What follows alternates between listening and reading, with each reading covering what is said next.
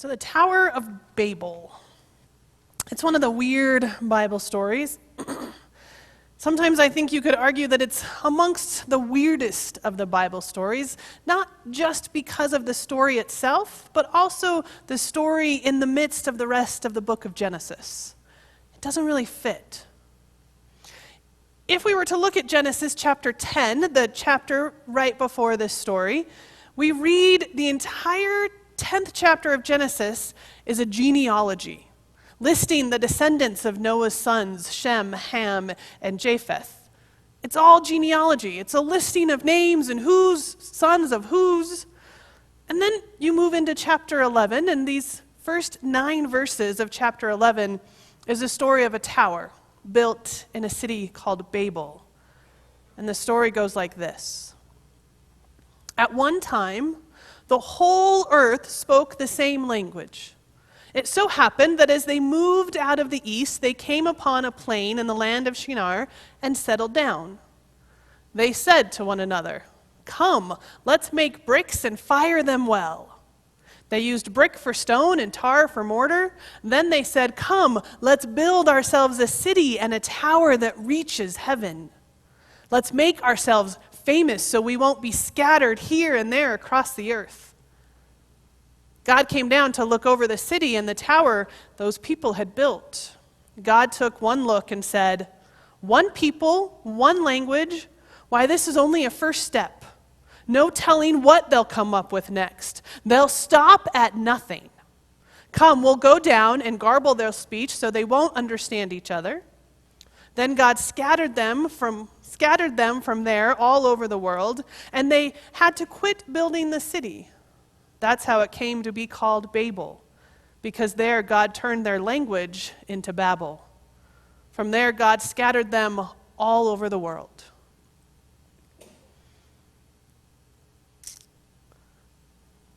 This 11th chapter of Genesis, verses 1 through 9, is the story of a tower. And then verse 10, the very next verse, begins with, "These are the descendants of Shem." And a whole other chapter on genealogy. So the biblical writer spent an entire chapter in chapter 10 on genealogy of Noah's family, plugged in this little story of a tower being built, and then went right back to Noah's son Shem, his oldest son, and his descendants. It's kind of weird. The story of this tower stuck in the middle of genealogy. And yet, if you focus in on this story, there's no mention of Noah or Shem or any of the family. If you read closely, you'll notice there was no names mentioned at all. No specific characters, no familiar, relatable figures. God's the only character that's familiar in the story. We have no connection to the people of Babel. The biblical writers go from sharing about Noah's family, this family who is central to the story in Genesis, to this story of God confusing language and speech and scattering people, and then right back to Noah's story. It's weird. If you're reading it, it's a bit disjointed. It seems kind of odd. So let's take a look at the story itself. The story begins in a way that no other story does. Humanity was united.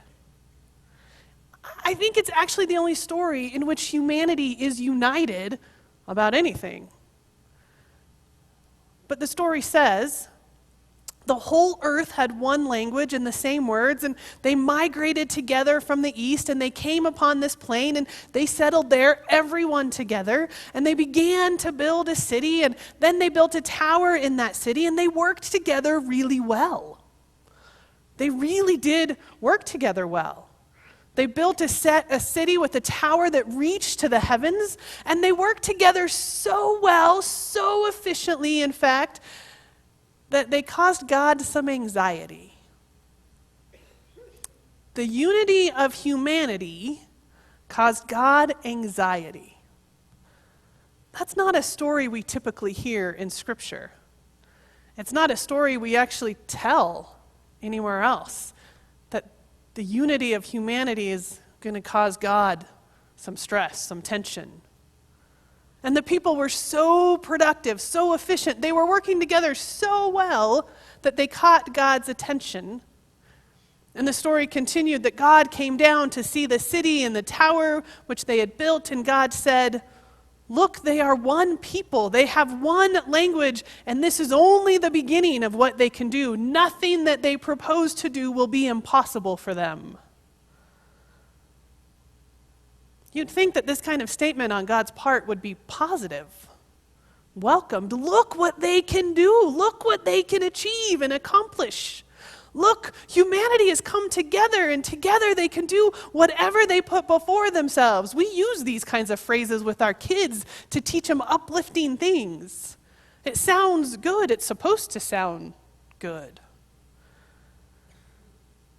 But it wasn't in the story, which is fascinating because we talk about the need to unite the world. We talk about the need to bring people together, to find common ground, a common language, our common humanity. We strive always to think of ways to bring us together. And humanity was already together in this story. So I would like to imagine that when God says nothing they propose will be impossible for them, that it would have been a good thing, that God would have been pleased. But that's not what's going on. The comment by God, look, they can do whatever they want to do, is followed by, so let's go down and confuse their language and split them all up and scatter them all around. They can do whatever they want to do, so let's stop them. Let's make sure they can't understand each other, that they can't work together. Let's split them all up. The unified city of Babel was a bad thing. The unity of humanity was not good. So God confused their language and spread them across the earth. And then the story just ends. It just ends there, and the next verse continues with the descendants of Shem, as if nothing just happened, as if the story really wasn't even there. It's weird, it's disjointed, it feels off. What's happening? And because it's this weird story and this mix of other stuff, commentaries and scholars have for centuries said, what is this about? What's going on? Why is this story here? Why is it anywhere? And so, of course, there are lots of different answers about the story of Babel. I found one train of thought that I thought was particularly interesting, and it's in a commentary called The Beginning of Wisdom by Leon Cass. And in this commentary, the Tower of Babel story is compared and contrasted with the first creation story in the first chapter of Genesis. And if you know that first creation story, God creates by speaking. Let there be light. Let there be. Creation is brought into existence by words. God said, and it was so. If you read the story of the Tower of Babel closely, it's similar. The people said to one another, "Come, let's make." They said to one another, "Come, let's build." They spoke their city into existence. Speech, language, as the beginning of creation, as the inspiration for creativity. But there's an important difference in the creation story in Genesis and in the Babel story. And the difference is the motivation. The motivation behind what they chose to do. In the creation story, God created for humans. God created for relationship. God created for connection. The Tower of Babel story is a bit different. If you read it, they say, "Let us build ourselves a city that reaches heaven. Let us make ourselves famous." God focused on connection and relationship, and humans focused their creation on how to achieve greatness, how to reach to heaven, how to build ourselves up, not for the betterment of the whole community or not for connection with God, for arrogance, for pride. So perhaps it wasn't that God was upset because the humans were united, they were unified. That's not what the issue was. It was what they were uniting around. The people weren't united in creating the best possible life for each other. They weren't united in achieving love and grace of God, connecting with the love and grace of God. They were united in a selfish desire to reach heavens, to be gods themselves, basically, to become godlike. So God knocked them down a few pegs in the story. Confused their speech, scattered them around. They couldn't finish their build. And all of that was done through words. Speaking into creation. Speaking into destruction. And if you think about it, isn't that still true today? We can create or destroy with our words. Because language, words, are a powerful tool. Even if we don't think of them as a tool, they very much can be. And I was struck this week as I was reading about the mass shootings from last week in El Paso and Dayton. And in both instances, the news reported references about the shooters and how the shooters had spent hours on websites reading words.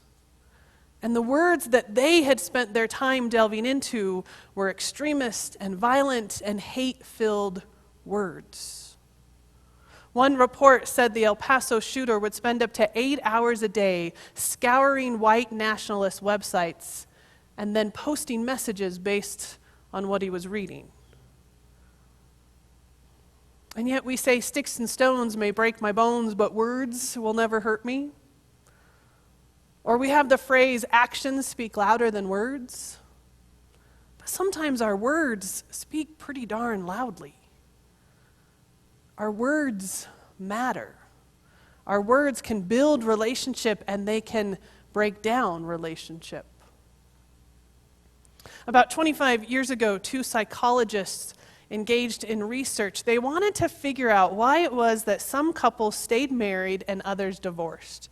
And they were hoping to find that one thing that if everybody just connected with, it was a sure thing for your marriage. They didn't really think they were going to find it, but they were interested. They were researching, and so they took couples, started researching at the beginning of the marriage, and went with them for a decade. 10 years of marriage, a number of different couples. And what they found actually surprised them. At the beginning of a marriage, they said among couples who would ultimately stay together, 5 out of every 100 comments made about each other were negative, were put downs. Among couples who would later split, 10 of every 100 comments were negative, or put downs. That was at the beginning of the marriage. What they found was the gap intensified, grew over that decade. So if you were part of the group that was only 5 out of 100, you stayed pretty low. But if you were part of the group that was 10 out of 100, 10 years later in marriage, more often than not, your comments about each other were negative. They said the gap magnified over the following decade of the marriage until couples heading towards divorce were flinging 5 times as many cruel and invalidating comments at each other as happy couples. Hostile put-downs act as cancerous cells that, if unchecked, erode the relationship over time. I think that's probably true in any relationship, not just in marriages. Hostile put-downs can act as cancerous cells. One of the psychologists said, in the end, relentless, unremitting negativity takes control and the couple can't get through a week without major blow-ups. Our words matter. In our relationships, in our communities, in our wider communities, our words seriously matter. And we've learned that our words can actually influence, turn into other people's actions, for good, for ill. In weeks like we've had in the last couple weeks with the mass shootings, a number of things happening in our world, I think it's easy to play that blame game We want to blame the media or blame the politicians or blame any number of outside influences about what is wrong in our world today.